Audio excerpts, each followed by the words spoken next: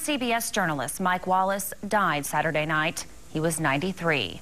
Wallace is best known for his hard-hitting interview style as an original correspondent on 60 Minutes. All new at 5, NBC's Ron Allen takes a look back at the career of the broadcasting legend. I'm Mike Wallace. We'll be back next week. No one conducted an interview quite like Mike Wallace. To get anything done, money. He was aggressive. Why are you so reluctant? Get over here, Mike. Hard-hitting. No, I have no intention of leaving until you tell me what's on your mind. No holds barred. They must be ashamed of something.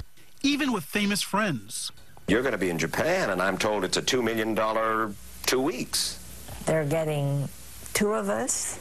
They're working us like crazy. But it's going to be a well-recompensed 2 weeks. It is for everybody who goes there. Now, you really didn't need that question. Here I am. For 38 seasons, he was there every Sunday on 60 Minutes, a program that became the most influential primetime news program in television history.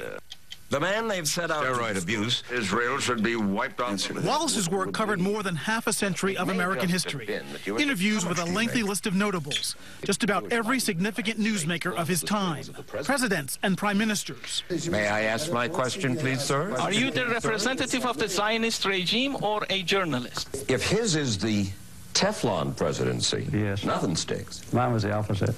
He said the public figure he most admired was Martin Luther King. I think for the Negro to turn to violence would be both impractical and immoral. Wallace once told a reporter the interview he wanted most but never got was with Pope John Paul II. Myron Wallace was born May 9th, 1918 in Brookline, Massachusetts.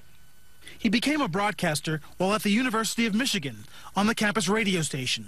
He was a news writer in Chicago in the 40s, served as a Navy communications officer during World War II. He moved to New York in the 1950s and joined CBS, handling a variety of broadcasting duties, everything from entertainment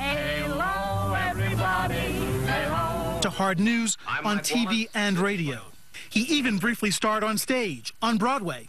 The turning point came in 1956, an interview program called Night Beat. Good evening, I'm Mike Wallace. The show is Night Beat. Wallace challenging his guests with tough questions, something new for TV. What kind of people are your friends? He covered most of the great stories of the 60s, including the Vietnam War.